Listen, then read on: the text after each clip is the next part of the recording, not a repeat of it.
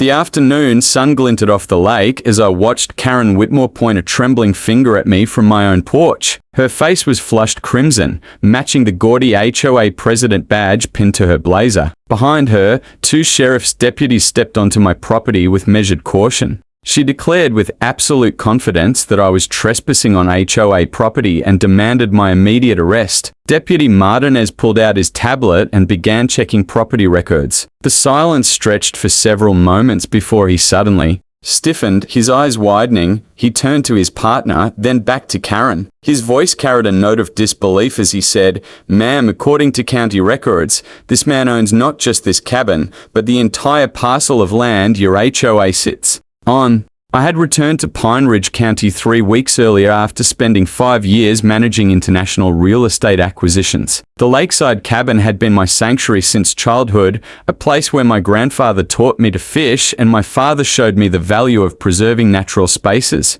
But the area had transformed dramatically during my absence. Where once stood scattered cottages and wild shoreline, now luxury homes with manicured lawns dominated the landscape. The Pine Ridge Estates, HOA had sprouted like an invasive species, complete with ornate entrance gates and enough rules to fill a phone book. My first encounter with Karen came on day 2 of my return. I was repairing the dock when she marched down the path in her trademark power suit and clipboard. She informed me with practiced authority that my cabin violated 17 HOA regulations, from the natural wood siding to the native plant landscaping. When I explained that my property predated the HOA by 40 years, she dismissed me with a wave of her manicured hand. She said the HOA had jurisdiction over all lakefront properties, and I had 30 days to bring the cabin into compliance or face legal action. I simply smiled and told her good luck with that. The next morning, I discovered Karen had already begun her research. My nearest neighbor, Ted Brennan,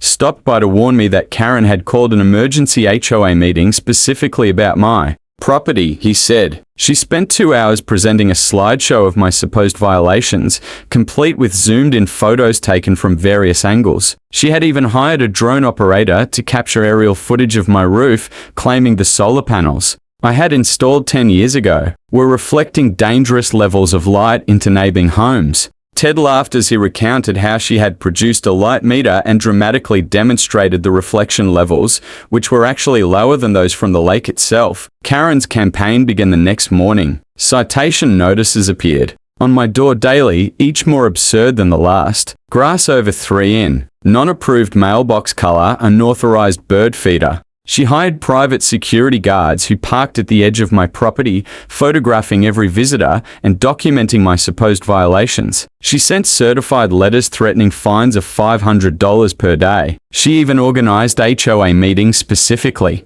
to discuss the eyesore at the lake's edge. Through it all, I remained calm, filing each notice in a folder marked entertainment, while continuing my peaceful routine of morning coffee on the deck and evening fishing. The escalation reached its peak on a Thursday afternoon. I was installing new solar panels when Karen arrived with her usual entourage, this time including her nephew, who she had somehow appointed as HOA enforcement officer. She declared that I was conducting unauthorized construction and demanded I cease immediately. When I ignored her and continued working, she pulled out her phone with theatrical flair. She announced loudly enough for the gathering crowd to hear that she was calling 911 to report criminal trespassing and vandalism of HOA property. Her voice dripped with satisfaction as she told the dispatcher about a dangerous individual refusing to leave private HOA land. 20 minutes later, the deputies arrived. Karen met them at my driveway, gesturing wildly and speaking in rapid bursts about property rights and HOA authority. She produced a thick binder of supposed violations and demanded they remove me by force,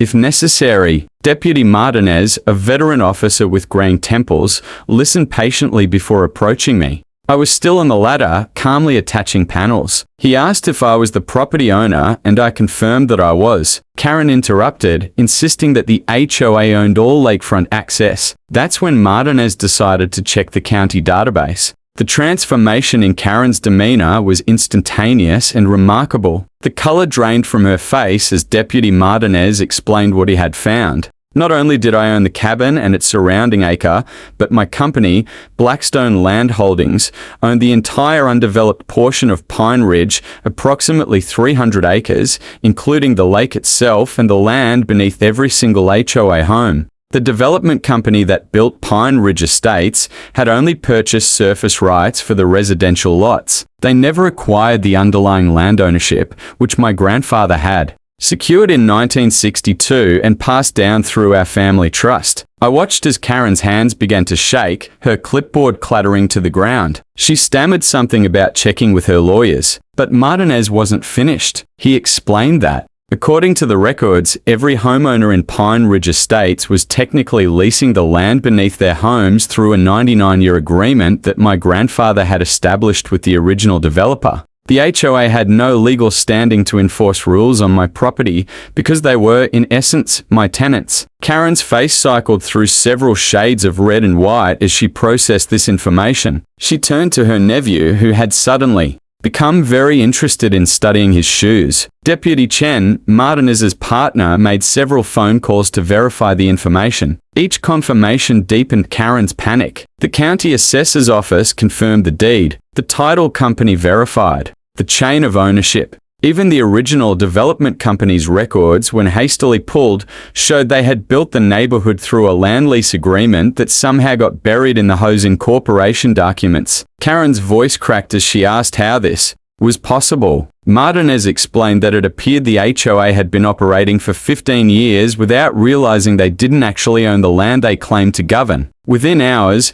the news spread through Pine Ridge Estates like wildfire. Emergency HOA board meetings were called. Lawyers were consulted. Residents discovered that their property deeds contained easily overlooked lease provisions rather than full ownership. Karen tried desperately to maintain control, insisting there must be some mistake, but the documentation was irrefutable. By evening, she was no longer making demands, but pleading for some kind of arrangement that wouldn't destroy property values or void the HOA's authority entirely. The legal proceedings moved swiftly. My attorneys filed for immediate cessation of all HOA harassment and a full audit of their financial dealings. The investigation revealed something even more damaging than Karen's ignorance of property law. She had actively tampered with county records, filing false documents claiming HOA ownership of the lakefront to strengthen her position. She had also embezzled over $70,000 in HOA fees, using them for personal vacations while claiming they went to lake maintenance. That was actually my responsibility. The forensic accountants found a clear paper trail of fraud spanning 3 years.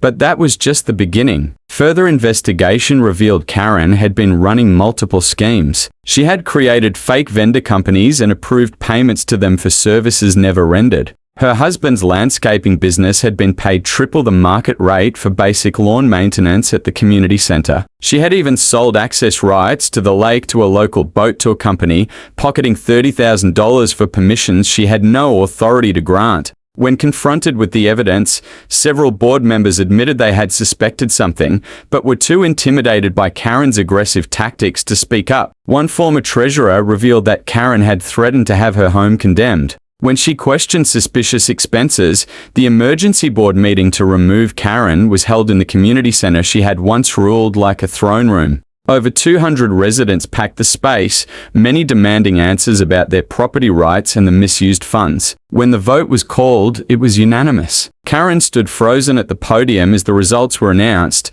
her carefully constructed empire crumbling in real time. Someone in the crowd shouted that she should return the money she stole. Others demanded criminal prosecution. Her nephew quietly slipped out the back door, abandoning his enforcement officer badge on a chair. The district attorney's office filed charges 2 weeks later: fraud, embezzlement, tampering with public records, and filing false police reports. Karen's mugshot showed a woman utterly destroyed, her perfect hair disheveled, and her designer suit replaced with county jail orange. At her sentencing 6 months later, the judge showed no sympathy for someone who had abused a position of trust. She received 4 years in state prison and was ordered to pay full restitution plus $200,000 in fines. As the bailiff placed her in Handcuffs. Karen's last words were a whispered plea to the judge that there must be some mistake. The gavel fell with finality, ending her reign of terror and sending her to face the consequences of her crimes. Her husband filed for divorce the same day, revealing in court documents that Karen had hidden assets in offshore accounts and had forged his signature on numerous fraudulent documents. Her real estate license was permanently revoked, ending her career at the prestigious Platinum Realty Group, where she had worked for 15 years. The state attorney general's office announced they were investigating her previous HOA positions in 3 other communities where similar patterns of financial irregularities had emerged. As the prison transport van pulled away from the courthouse, Karen pressed her face against the window, still mouthing the words, "This can't be happening," to the empty parking.